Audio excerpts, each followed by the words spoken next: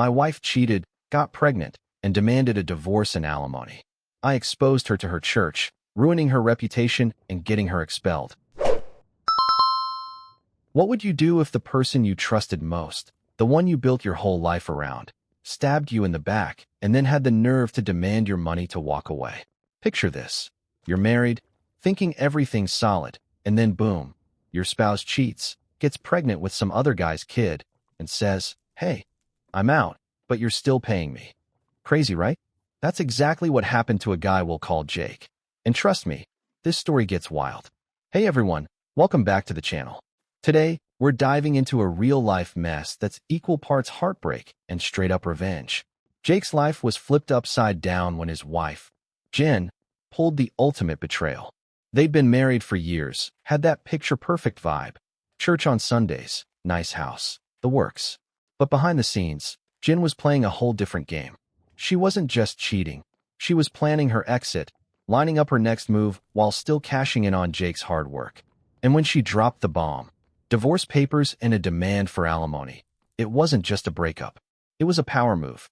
Now, most people might just take the hit, lick their wounds, and move on. Not Jake. He didn't just sit there and let her walk all over him. No, he turned the tables in a way that's honestly kind of legendary. Jen thought she had it all figured out. New man, new life, and Jake's money to fund it. But here's the thing. Jake had something up his sleeve, something that hit her where it hurt most. Her perfect little church girl image, gone. Her cozy spot in the community, destroyed. He didn't just fight back. He made sure she felt the fallout. This isn't just about a cheating spouse or a messy divorce. It's about what happens when someone pushes you too far and you decide enough is enough. Was it justice? Was it petty? Maybe a little of both. Here's the deal. 1 in 5 marriages in the US deal with infidelity. So this kind of drama isn't as rare as you'd think. But Jake's story? It's next level. It's the kind of tale that makes you wonder what you'd do if you were in his shoes. Forgive and forget, or burn it all down and start over. So, if you're here for a story that's raw, real, and packed with twists, you're in the right place. Hit that like button if you've ever been done dirty and wanted to see someone get what's coming to them. Stick around, because we're about to break it all down. How Jake went from heartbroken to hardcore, and whether it was worth it in the end. Let's get into it. All right, let's rewind the clock and set the scene. Before all the chaos hit, Jake and Jen were that couple. The ones you'd look at and think, yeah, they've got it all figured out. Picture this, a solid marriage, a nice house in a good neighborhood, Sunday mornings at church, the whole deal. They were living what most people would call the American dream. And for a while, it really felt that way. Everything was smooth, at least on the surface. It all started back in college. Jake was this driven guy, grinding through a business degree, dreaming of starting his own thing someday. Jen? She was studying education, gorgeous, and had this energy that just pulled people in. They met at some random campus event, maybe a study group or a party, who knows, and hit it off right away. Jake always said it was her smile that got him, but what really sealed it was how she seemed to get him. She wasn't just there for the fun stuff. She cared about his goals, his plans. They were a team from day one. Fast forward a few years, and they're married, building a life together. Those early days weren't easy, though. After graduation, Jake jumped straight into launching his own consulting business. We're talking 80-hour weeks, late nights stressing over rent, clients ghosting him left and right, the kind of grind that'd break most people. But Jen? She was right there with him. She'd show up at 2 a.m. with energy drinks, give him these pep talks when he felt like giving up, even put her own teaching career on pause to help him chase the dream. Looking back, Jake thought it was the most selfless thing he'd ever seen. She was his rock, his cheerleader, the whole package. And it paid off. After a couple of brutal years, Jake's business finally took off.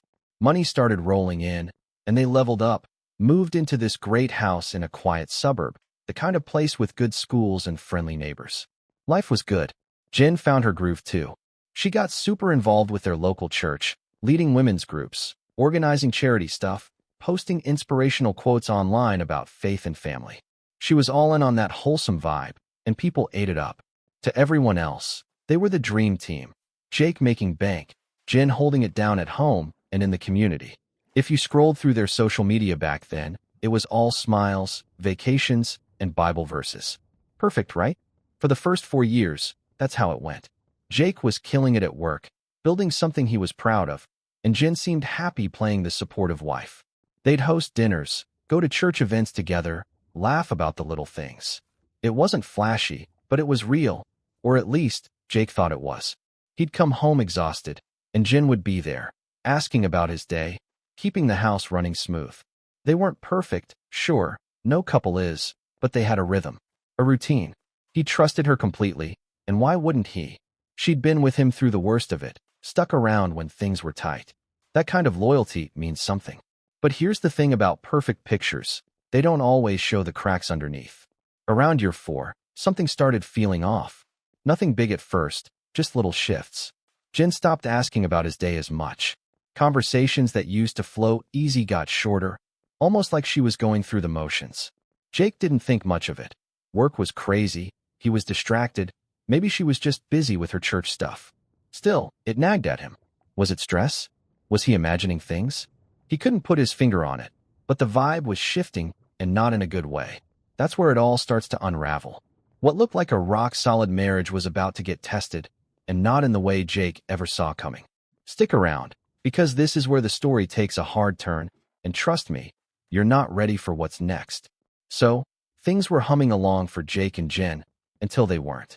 By year 4, the cracks that Jake had brushed off started turning into full-on red flags. What used to be a tight, easy marriage was starting to feel distant, almost like they were roommates instead of partners. At first, it was small stuff. Jen didn't ask about his day anymore, didn't seem curious about his work like she used to. Conversations got clipped, like she was checking boxes instead of actually listening. Jake would throw out simple questions. How was your church group? Or who showed up tonight? And she'd dodge them with quick, vague answers, like she couldn't wait to change the subject. It was weird, but Jake figured maybe she was just busy. He was swamped with work too, so he let it slide. Then things got shadier. Jen started staying out late, way later than her usual routine. She'd roll in after midnight, claiming Bible study ran long, or we grabbed dinner after.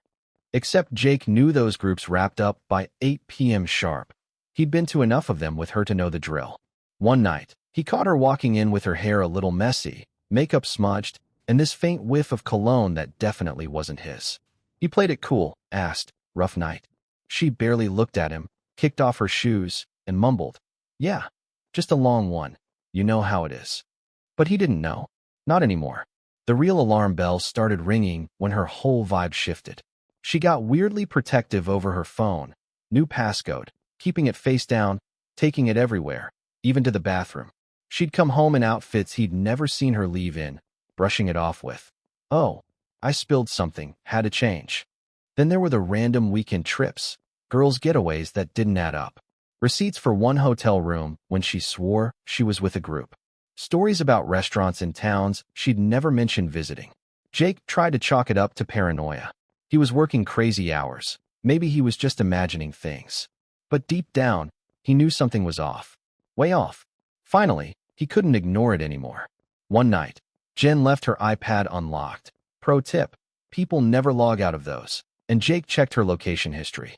Every Tuesday and Thursday, like clockwork, she was spending 2 or 3 hours at some apartment complex across town. Not a church, not a friend's place. An address he'd never heard of. That Thursday, he left work early, parked across the street, and waited. Sure enough, Jen pulled up at 2 p.m. sharp. 10 minutes later, this tall guy, gym bro type, tribal tattoo on his arm, parked next to her. They got out, all smiles, touching each other like they didn't have a care in the world. Jake snapped photos from his car, hands shaking, watching his wife, the woman he'd built everything with, walk into some dude's place like it was nothing. He sat there, fuming, every instinct screaming at him to storm up and confront them. But he didn't. He stayed put, took more pictures when she came out 2 hours later, hair messier, lipstick gone, and watched them kiss goodbye like it was routine. That's when it hit him hard. This wasn't a one-time slip. This was a whole other life she'd been hiding. Her phone gave up the guy's name later that week, Eric. Some youth pastor from her church, which made it sting even worse. Texts between them were brutal, flirty, smug, like they were laughing at how clueless Jake was. He found hotel receipts in her purse, even a call she didn't know he'd recorded where she told Eric, I'm leaving him soon. We'll be together for real. It wasn't just betrayal. It was a calculated move to wreck him. Then came the moment that broke everything wide open. One random Tuesday, Jake got home from work, and Jin was waiting on the couch, this strange, smug look on her face. "We need to talk," she said, all fake sweet. He knew something big was coming, but he played dumb. "What's up?" Her next words hit like a punch. "I'm pregnant." For a split second, he froze. They hadn't been together like that in months. Before he could process it, she twisted the knife deeper. "But it's not yours. I've been seeing someone else. I want a divorce." She dropped it so casually, like she was ordering coffee. No guilt, no hesitation. 5 years of marriage, gone, just like that. Jake's head was spinning. Anger, shock, heartbreak, all crashing in at once. His hands clenched, his chest tight. Every part of him wanted to explode. But then she kept going. "And just so you know, you'll be paying me alimony. I gave up my career for you, so you owe me." That's when it clicked. She wasn't just leaving. She'd planned this, probably for months, thinking she'd walk away with his money and her new guy, leaving him in the dust. He locked eyes with her, voice steady despite the rage boiling inside. "Jen," he said, "did you really think I wouldn't figure it out?" Her face went pale. He smirked. "Tuesdays and Thursdays, same spot, same routine. You didn't even try to hide it." She tried to play it off, stammering, "I don't know what you're talking about." But Jake wasn't buying it. "Come on," he said, leaning back like he had all the time in the world. "Bible study, huh? Must have been one hell of a lesson with Eric. Youth pastor's a real catch. Wonder how his church would feel about this." She panicked, eyes darting, but he didn't let her squirm out of it. "How long were you going to play me? You and your little sidekick, waiting to cash out while I'm busting my ass." Her mouth opened, then shut. No answer, just silence. That's when Jake made a call. He could have lost it right there, thrown everything he knew in her face. But he didn't. Rage burns hot, sure, but he wasn't about to let it control him. He had proof, he had a plan, and he was going to make sure she didn't get away clean. This wasn't over, not by a long shot. What happens next? Oh, it's about to get real. So Jake's world just got flipped upside down. Jen's cheating, pregnant with Eric's kid, and acting like she's the one calling the shots. Most guys would have lost it right there, yelled, begged, or stormed out. Not Jake. He was wrecked, no doubt, but instead of letting the anger take over, he got smart. He knew blowing up wouldn't fix anything. It'd just give Jen more ammo to twist the story. So he took a step back, kept his cool, and started building a plan. This wasn't about losing his temper. It was about winning the war. First move, evidence. Jake already had photos from that day at the apartment complex, but he didn't stop there. He dug deeper. He'd caught Jen leaving her phone unlocked one night while she showered. Sloppy move on her part. And he scrolled through everything. Texts with Eric were a goldmine. Flirty stuff, sure, but also plans. "He's too busy to notice," she'd written. "Once I file, I'll push for alimony. He won't see it coming." They even laughed about it, like Jake was some clueless ATM they could drain dry. He screenshot it all, saved it, kept going. Hotel receipts from her purse, more pics of her and Eric sneaking around. He even recorded a call where she told Eric, "We'll be set once this is over." Every piece was a brick in the wall he was building. Next, he got his money straight. Jake wasn't about to let Jen walk off with half his life's work. He met with his accountant after hours, kept it casual. "Thinking about restructuring some things," he said. Over the next few weeks, he made moves, prepaid his office lease for a year, paid down business debts, shifted his salary so more cash stayed in the company instead of his personal account. He bought new equipment, stuff he'd need eventually, but didn't right now. On paper, it looked like normal business decisions, nothing shady, just tight cash flow. Then he opened a separate account at another bank, trickling small amounts in. Nothing wild, just enough to cushion himself. It was all legal, all documented. He wasn't hiding money. He was making sure Jen wouldn't get more than she deserved. While he was stacking his defenses, Jen kept playing her game, oblivious. She'd come home late, smug as ever, thinking she had Jake fooled. He didn't tip his hand, not yet. He'd watch her, ask casual questions, late night again, and let her dodge them with her usual excuses. Inside, he was boiling, but on the outside, stone cold. He knew the real showdown was coming, and he'd be ready when it did. Then it happened. One evening, Jake walked in from work, and Jen was sitting there, waiting, this fake little smile plastered on her face. "Mike," she said. "Yeah," she still called him that sometimes. "We need to talk." He knew what was up, but he played along, sat down, and said, "All right, what's going on?" She didn't waste time. "I'm pregnant," she started, pausing like it was some big reveal. Jake didn't flinch. He'd been waiting for this. Before he could respond, she hit him with it. "It's not yours. I've been seeing someone else. I want a divorce." No tears, no sorry, just straight to the point, like she was reading a script. His blood ran hot. 5 years of marriage, trust, everything, tossed out like trash. But she wasn't done. "And just so you know," she added, leaning in like she was dropping a mic, "you'll be paying me alimony. I gave up my career for you, so you owe me." That was the line that flipped a switch in Jake. She wasn't just leaving. She was trying to bleed him dry while she ran off with Eric.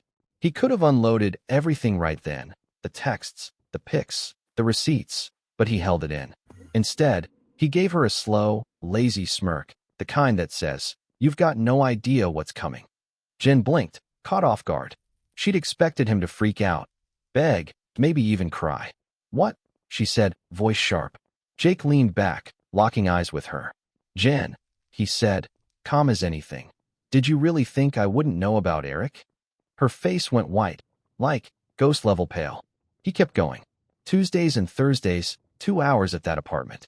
Same parking spot every time. You didn't even try to switch it up. You thought I was that blind." She scrambled. "I don't know what you're talking about," she spat, crossing her arms, but her voice shook. Jake wasn't letting her off that easy. "Oh, come on," he said, stretching his arms across the couch like he was chilling. "Bible study running late? That's your story? Must have been a real deep lesson. Eric's a hell of a teacher, huh? Wonder how his church would feel about that." Her eyes widened, panic creeping in. "How long were you going to keep this up?" he pressed. "You and your boyfriend, plotting to cash out while I'm out here breaking my back. What was it you said? He won't see it coming." Jen opened her mouth, then shut it, floundering. Jake stood up, towering over her now. "Let me make this clear," he said, voice low and steady. "You're not walking away from this with a win. You're not taking a damn thing I don't let you have." She tried to push back, masking her fear with bravado. "It's the law, Mike. You can fight it all you want, but you'll lose." He just smiled, the smuggest, coldest smile he'd ever given. "If you say so," he said, and left it at that. She thought she'd landed the knockout punch, but she'd just handed him the opening he needed. Jen had no clue how much he knew, how much he'd prepared. She thought she was 5 steps ahead, but Jake was already miles beyond her. The real fight was just getting started, and he was playing to win. What's next? Buckle up, because this is where it gets good. So, Jen thought she had Jake cornered. Divorce filed, alimony locked in, new life with Eric all lined up. She figured she'd won, and in a way, the law was on her side. Jake's lawyers laid it out straight. No-fault divorce state. Didn't matter that she cheated, got pregnant, or planned to bleed him dry. Courts don't care about that stuff here. The judge hit him with $4,500 a month for 4 years, and Jen walked out smirking, calling Eric right there in the hallway. "Baby, we did it." Jake said nothing, just watched her strut away. She thought it was over. She had no idea he was about to hit her where it had hurt most. See, Jake knew the courtroom wasn't his battlefield. He'd minimized the damage with those smart financial moves, kept some cash out of her reach, but the real play was bigger. Jen's whole identity was tied to that church. She wasn't just a member. She was their golden girl, leading women's groups, preaching about marriage and faith, posting Bible verses like she invented them. Her dad was a deacon. Her mom ran Sunday school. It was a family thing, a perfect little Christian empire. Jake saw the weak spot clear as day, her reputation. If he couldn't win in court, he'd make sure her precious community saw who she really was. He'd been sitting on a pile of evidence this whole time. Photos of her and Eric, screenshots of their texts, hotel receipts, that recorded call where she bragged about leaving him. He even had a DNA test proving the kid wasn't his, just to seal the deal. Jake didn't rush it. He put it all together in a clean, professional folder, like he was submitting a report. Then he wrote a letter to the church elders, polite, straight to the point. "I hate to bring this to you, but as a fellow believer, I feel it's my duty. Jen's been living a lie, cheating on me, pregnant with another man's child, all while leading your ministries. Here's the proof. I'm not doing this out of spite. I just care about the integrity of your church. Signed it, dropped it off at the church office early Sunday morning, and went home to wait. The fallout was instant and brutal. By that afternoon, his phone was blowing up. Texts from old church friends. Dude, what did you do? Pastor's freaking out. Emergency meeting before service. Jen's a mess. They're tearing her apart. Jake didn't reply, just turned off his phone and let it play out. The elders didn't waste time. They called Jen in, confronted her with the evidence, and she had nothing. No excuses, no defense. They stripped her of everything. Kicked her out of the women's ministry, banned her from leading anything, made it clear she wasn't welcome in their inner circle anymore. Word spread fast. Her church friends stopped calling. Her parents were mortified. Her dad even stepped back from his deacon role to pray about it, which is just church code for shame. Eric didn't stick around either. Turns out, he wasn't built for the heat. He'd signed up for a fling with a payout, not a public scandal. By the end of the week, he'd dumped her, saying it was too much drama, and started asking for a transfer to another church out of state. Jen was left holding the bag, pregnant, alone, and persona non grata in the one place she'd built her whole life around. She called Jake that Friday, voice shaking, practically screaming through the line. You ruined me. They kicked me out. My dad won't talk to me. How could you? Jake didn't flinch.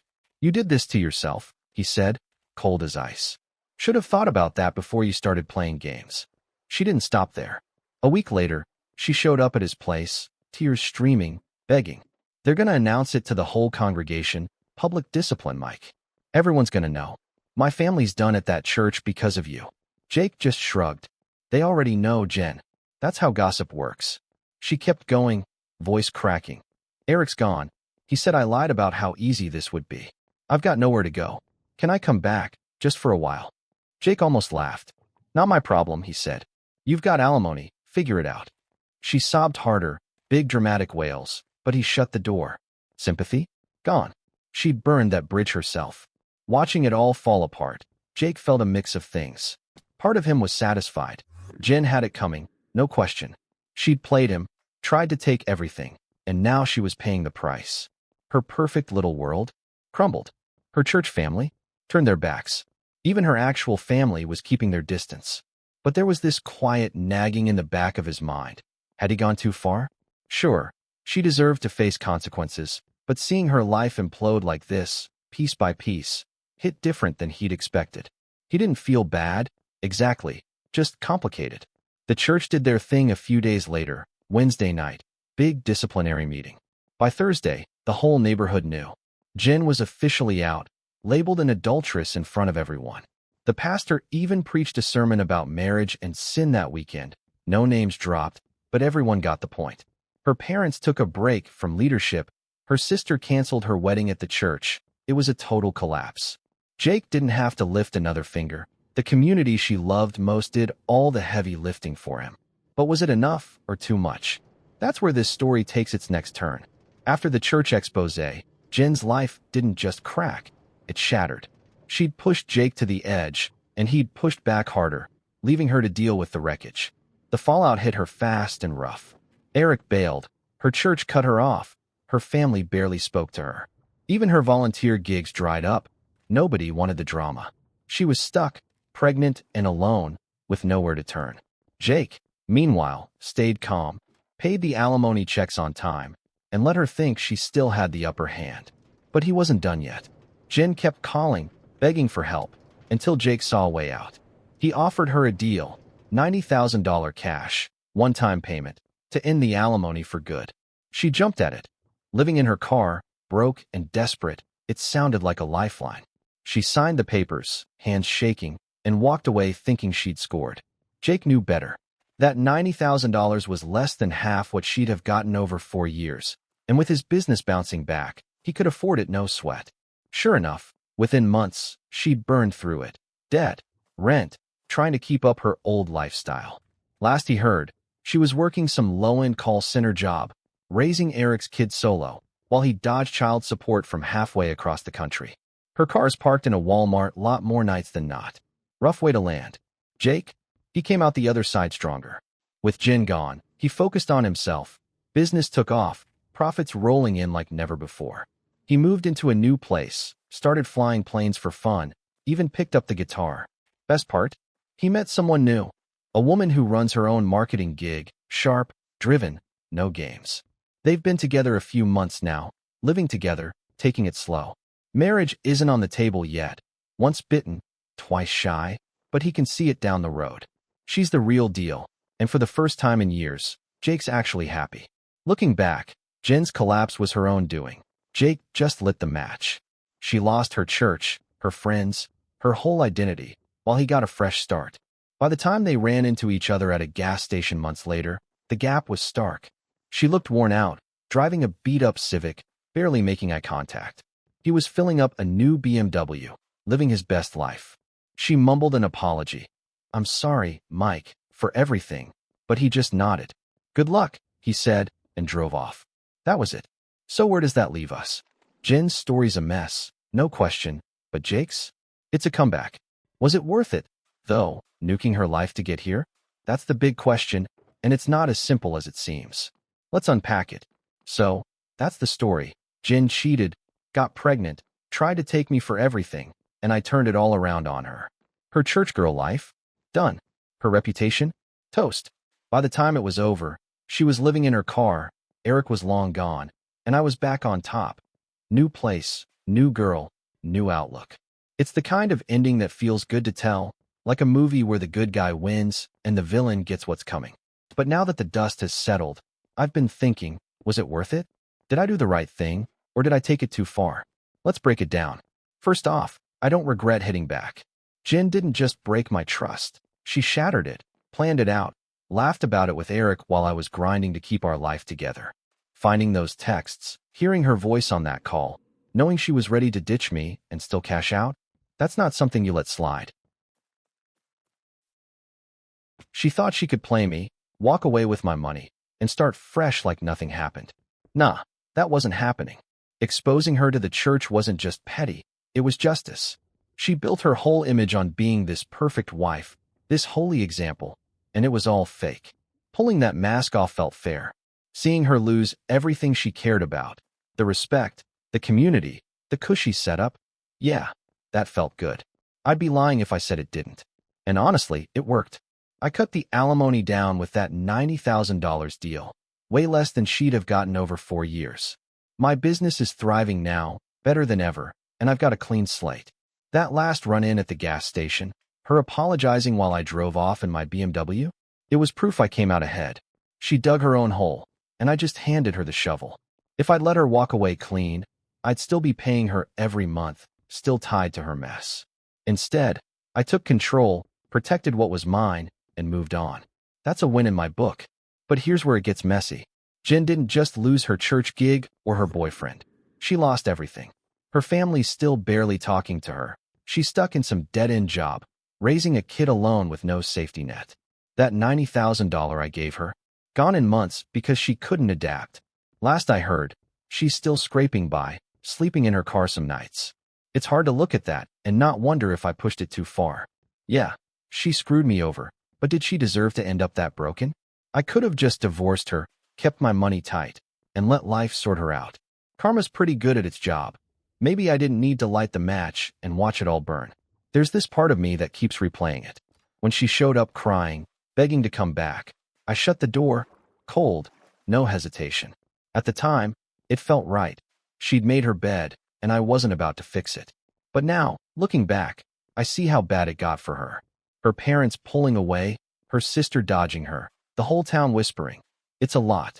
I didn't feel sorry for her then, and I don't now, not really. She chose this path. Still, there's this quiet thought. What if I'd walked away instead of doubling down? Would I feel lighter now, without that weight of knowing I helped tank her life? Here's what I've landed on. Revenge is a double-edged thing. It's a rush, don't get me wrong. Taking back control, watching someone who hurt you face the music, it's satisfying in a way nothing else is. But it sticks with you. It's not clean. Jen's out there struggling, and yeah, she earned it, but I'm the one who made sure it happened. That's power, sure, but it's also a reminder of how ugly this all got. If I had to do it again, I'd still fight to keep my money. I worked too hard to let her take it. But the church move? Maybe I'd think twice. Maybe. This whole thing's bigger than just me and Jen, though. 1 in 5 marriages deal with cheating. Crazy stat, right? People get burned like this all the time, and everyone's got a line they won't cross, or will. I crossed mine, and it got me here. Free, successful, happy even. But it left a mess behind, too. So I'll throw this out to you. What would you have done if someone you loved pulled this on you? Cheated, lied, tried to cash out. Would you let it go, or would you make them pay? Was I right to hit back hard, or should I have just walked away and let fate handle it? I'm curious where you land on this. Drop your thoughts in the comments. I want to hear what you think. Did I play it smart, or did I overdo it? Hit that like button if this story got you hooked, and subscribe if you're into real-life drama like this. We've got more coming your way. Thanks for sticking around. See you in the next one.